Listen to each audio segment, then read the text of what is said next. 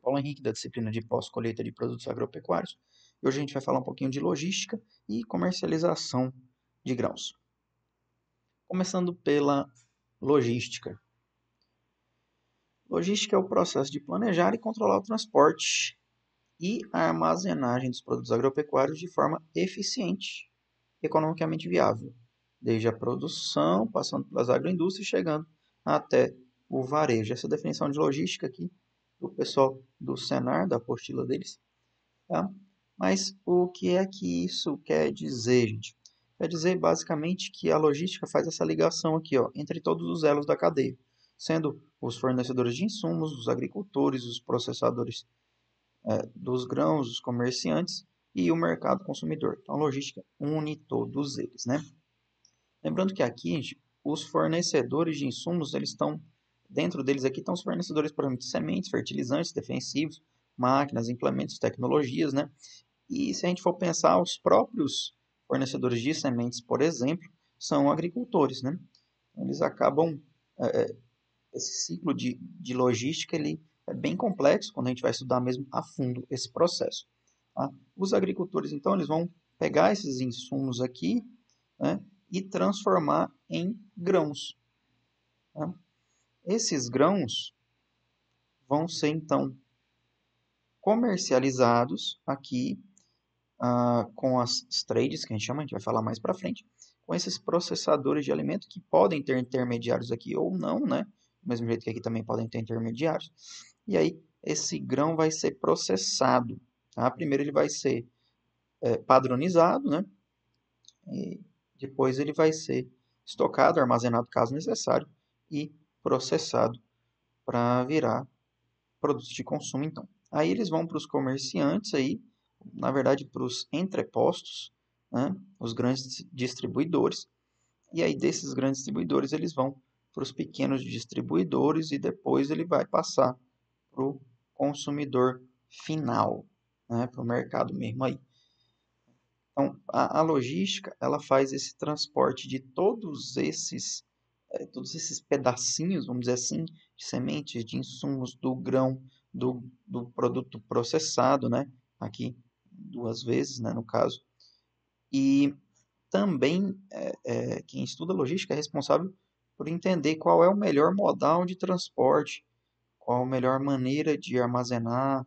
Então, é isso que está ligado à questão de eficiente e economicamente viável, certo?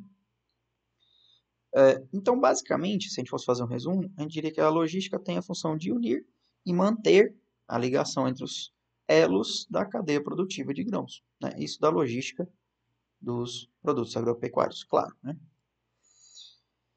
Vamos pensar comigo então. Professor, então quer dizer que eu manter, por exemplo, a minha estrada até a fazenda em boas condições ou melhorar a minha capacidade de carregamento pode mudar o preço do meu produto? Pode sim, pessoal, porque tem pessoas, tem comerciantes aí, que estão interessados em receber o produto rápido e que fazem as contas e veem assim, o diário desse motorista, o consumo de alimentos dele parado, todas essas questões, a própria depreciação do caminhão por estar parado, né? Então, se ele estiver rodando, eu estou ganhando mais dinheiro. Então, algumas empresas fazem essas contas e pagam mais caro para alguns produtores, por exemplo, que têm essa logística.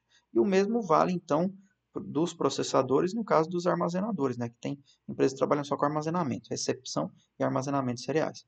Então, manter esse ambiente aí de uma maneira que a logística funcione de maneira mais eficiente, pode sim melhorar o meu preço final do grão dentro da minha própria fazenda. É importante lembrar, gente, que a logística está relacionada com vários tipos de transporte, né? Então, decidir aí se é melhor ir de caminhão, de trem, de navio, ou andar um pouco de caminhão, depois um pouco de trem, depois um pouco de navio. Esse grão é uma decisão bem complicada e que é muito variável, que muda de acordo com o tempo, né? Dentro do ano, ela vai mudar várias vezes aí, com as políticas, enfim, muitas coisas vão influenciar. E nós no Brasil temos pouca armazenagem dentro da própria fazenda. Isso é um problema de logística porque acaba concentrando esses grãos aqui na mão basicamente dos processadores. Eles é que têm grandes armazéns normalmente e com isso eles acabam dominando o preço desse mercado aí, desse grão, tá?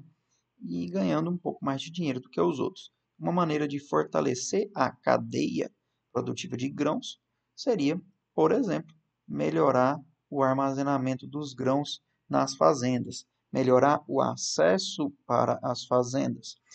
Se vocês prestarem atenção nas notícias, vocês vão ver que a maioria das fazendas ou das cidades agrícolas tem um problema logístico muito grande. Não tem acesso de trem, não tem acesso de navio, é tudo por transporte rodoviário e as estradas são de terra muito ruins, normalmente cheias de buraco, não são bem mantidas, tá? E isso acaba encarecendo um produto, ou melhor, diminuindo o lucro para o produtor.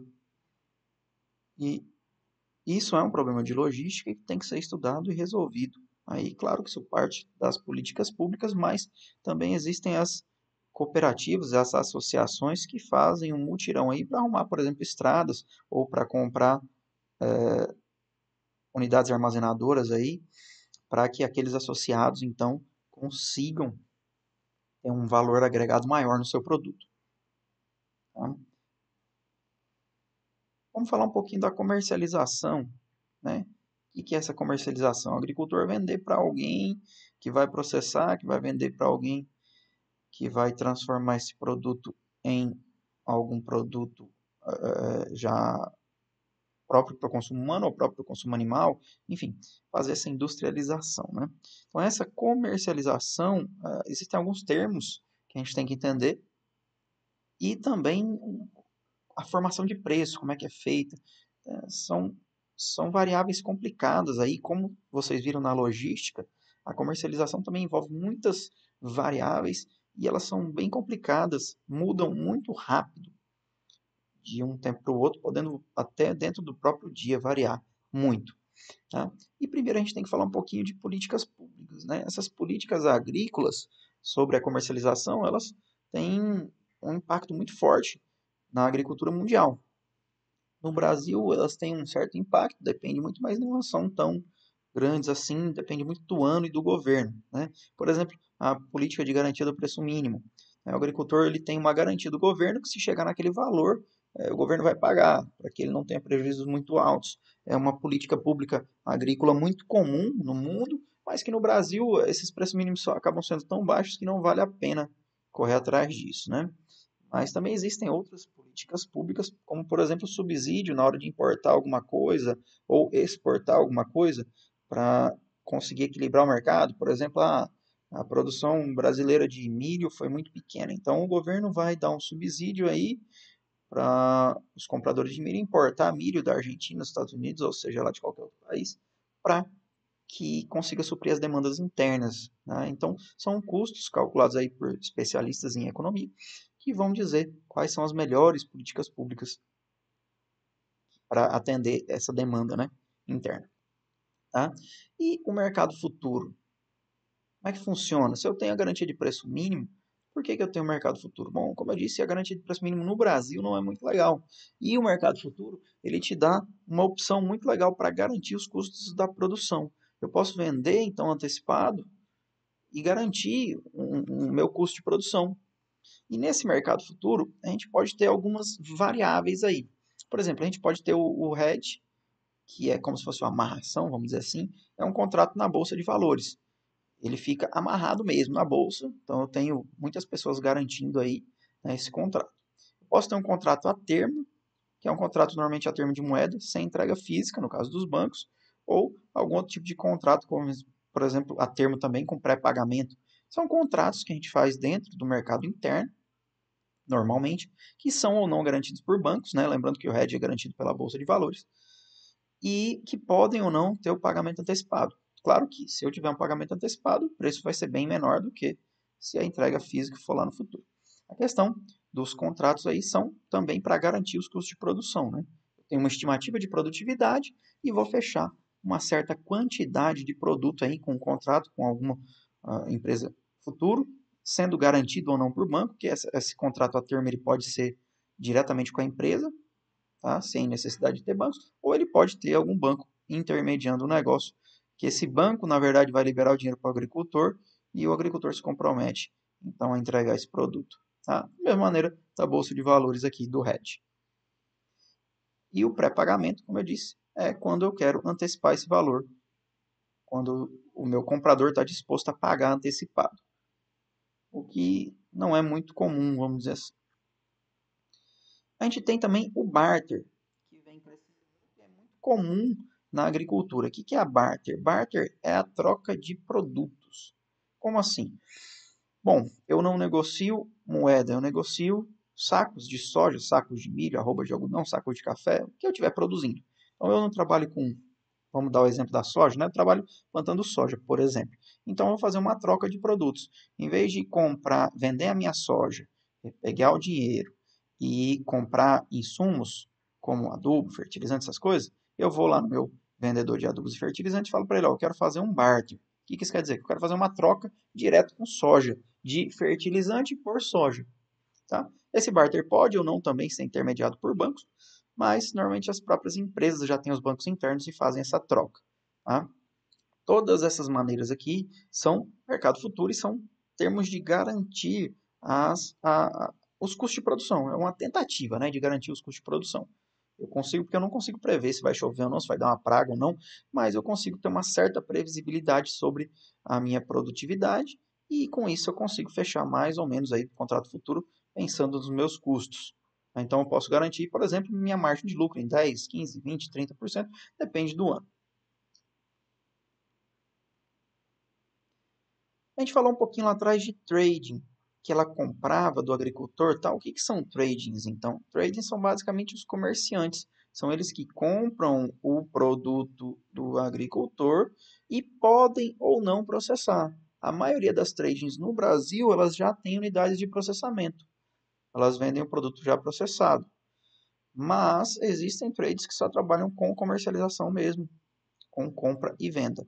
Então ela basicamente cria um volume de compra do produtor e entrega para essa fábrica. Por que isso? Por exemplo, se for exportar, gente, eu preciso encher um navio muito grande, né? Então, um agricultor sozinho não vai conseguir encher um navio, a não ser que seja um mega agricultor. O que acontece é que essa trade, então, vai comprando de vários agricultores para conseguir, por exemplo, fechar esse navio. É um exemplo aí da utilidade da trade. Ok?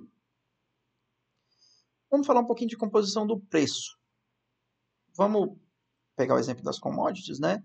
E vamos entender um pouco de como é o preço dessas commodities. Normalmente elas são precificadas internacionalmente, né? Então eu posso vender o meu produto a gente chama de praça, né? Posso vender ele de maneira internacional, nacional ou local. E aí a formação do preço ela muda um pouco, né? Tá? Mas o mercado local é influenciado pelo mercado nacional e o mercado nacional é influenciado pelo mercado internacional. Então, basicamente, o mercado internacional é que dita o preço, tá, dos produtos. Então, por exemplo, na soja, quem dita o preço é a Bolsa de Chicago. Tá? E aí, a gente tem o prêmio. Esse prêmio é um valor a mais ou a menos pago para o produtor. Só que o prêmio não é pago pelo comprador normalmente. Esse prêmio aqui, normalmente ele é pago lá no porto, tá, gente? Lembra do exemplo que eu dei da logística antes, sobre o caminhão, que algumas empresas estão dispostas a pagar mais, porque o caminhão vai ficar parado? Imaginem que, agora nós estamos falando de navios, né? Certo? E aí o que é que acontece? Para encher um navio desse, como eu disse, é muito produto. A trade vai ter que comprar lá muita coisa. E o navio ele paga uma taxa para ficar ancorado no porto. Então essa taxa eles revertem no prêmio, estão entendendo? Então o navio está chegando, está vindo, eles já pagam um prêmio positivo para que eu consiga encher esse navio logo, por exemplo. Ou um prêmio negativo, caso esse navio está lá parado há muito tempo, eu estou perdendo dinheiro, vamos dizer assim, ali com ele. Então isso depende muito do momento, tá, gente? Então o prêmio está relacionado à logística, porque as empresas que trabalham com frete, elas vão pagar mais aí para ter o produto mais rápido, não ficar esperando. Ou menos, se eu tiver que ficar juntando de agricultorzinho em agricultorzinho para poder encher meu navio. Tá?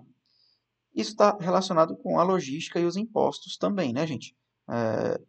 Por exemplo, para encher esse navio aqui, eu, eu dependo dessa logística que a gente falou antes, né? Desse transporte e do armazenamento aqui, ó, que a logística também engloba armazenamento. Vocês estão vendo aqui os silos aqui embaixo. Então eu tenho que ter pelo menos esse navio aqui armazenado de grão aqui, para quando ele chegar eu carregar ele de maneira rápida, né? Então essa logística nos portos ela é muito importante e está relacionada com o valor do prêmio também. Tá? E os impostos? Bom, dependendo do tipo de produto que eu estou importando ou exportando, eu vou ter que pagar imposto. Tá? E isso também vai fazer parte da composição do meu preço. Então vamos recapitular. Vamos supor o exemplo da soja, né? De onde é que a formação do preço, como é que é? Eu pego o CBOT, né? E aí eu vou descontar esses fretes até onde eu estou, né? Até onde eu estou local. Antes de descontar o frete, eu tenho o prêmio lá no porto. Né? Então eu tenho CBOT, prêmio no porto, depois eu tenho a logística, que é o frete até onde eu estou, e os impostos que eu vou pagar. E aí é o preço que sobra para mim do meu produto. É um pouco complicado. Quem trabalha com isso não acha tão difícil, porque já está acostumado, mas é uma formação de preço meio estranha realmente. Lembrando que no mercado nacional local podem ter variações, tá, gente? Pode ser que no mercado internacional o preço esteja diferente do nacional? Pode sim, principalmente por conta da logística e dos impostos. Tá? E quanto à entrega? Bom, quanto à entrega, nós também temos alguns termos que são um pouco difíceis de lembrar. Tá? A gente tem a entrega FOB, que é Free On Board, quer dizer que o comprador é que assume as responsabilidades. E nós temos as entregas tipo CIF, que é Cost, Insurance and Freight, quer dizer que o vendedor assume as responsabilidades. Então, vamos imaginar o seguinte: eu sou um agricultor, ok? E eu estou fazendo uma venda FOB. Eu sou o vendedor nesse caso, correto? Então, quem é responsável pelo carregamento, pelas percas no transporte, logístico, tudo? O comprador, ok? Agora imaginem que eu sou o comprador, tá?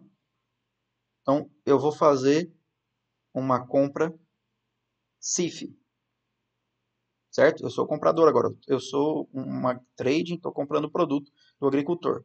Então, se eu fizer uma compra CIF, quer dizer que o vendedor vai entregar esse produto na porta da minha casa, tá? Livre de todos os custos e riscos, certo?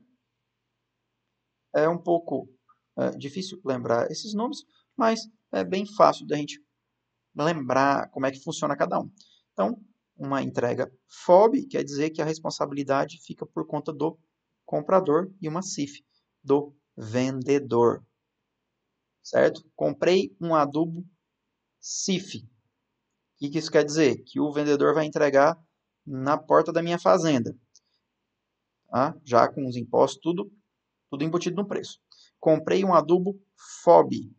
Quer dizer o quê? Que eu tenho que retirar esse adubo lá na fábrica. Eu vou ter que buscar. Por quê? Porque o comprador é que vai assumir as responsabilidades. Então, eu estou comprando, eu vou assumir as responsabilidades de frete, de transporte, de imposto, de tudo. Entenderam a diferença aí?